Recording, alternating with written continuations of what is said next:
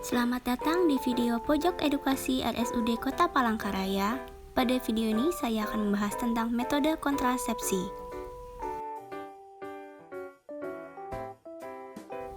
Kontrasepsi adalah upaya untuk mencegah terjadinya kehamilan.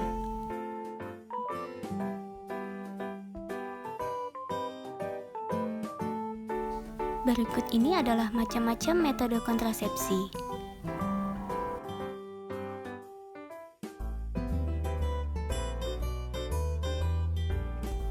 Metode amenorelaktasi. Metode ini efektif sampai 6 bulan jika ibu menyusui bayinya hingga 6 bulan secara eksklusif. Menyusui tiap 2-3 jam, ibu belum mendapat haid dan usia bayi kurang dari 6 bulan.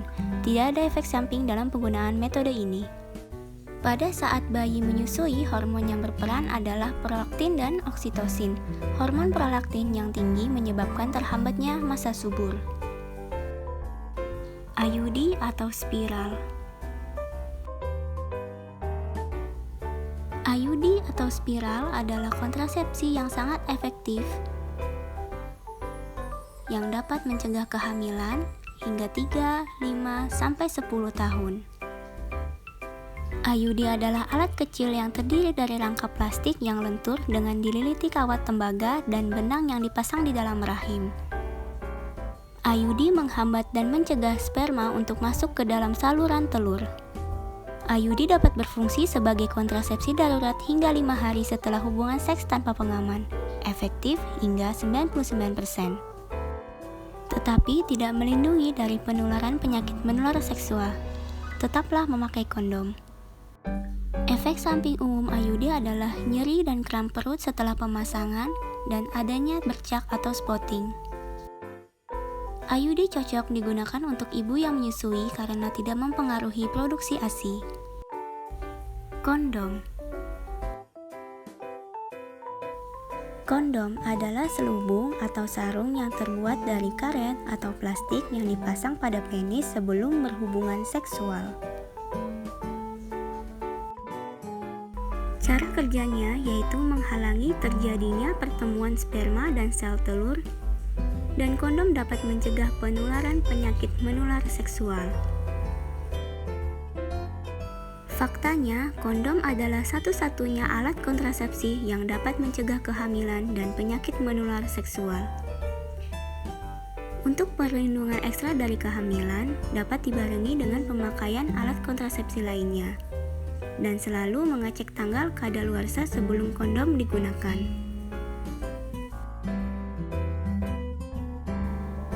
Suntik 1 bulan dan suntik 3 bulan.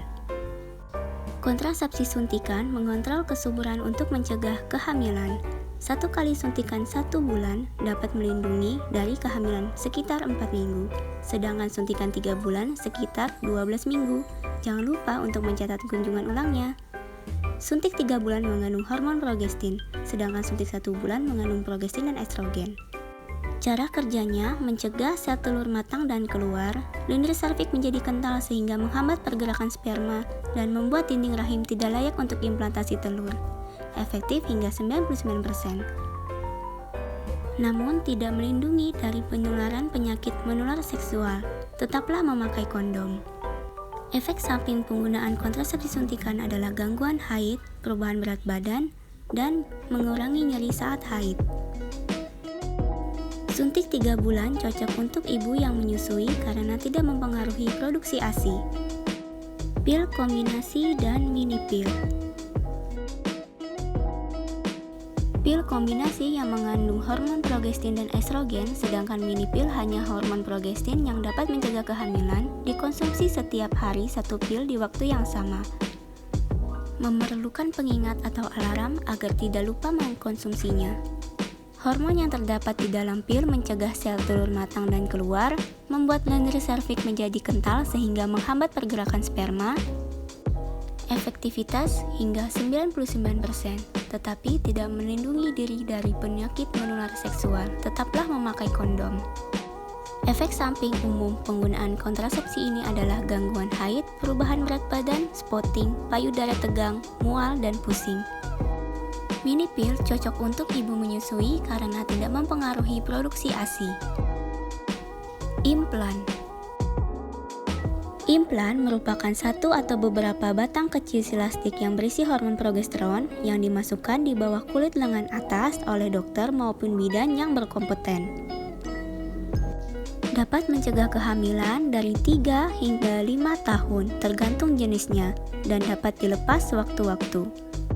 Implan melepaskan hormon progesteron, mencegah sel telur matang dan keluar,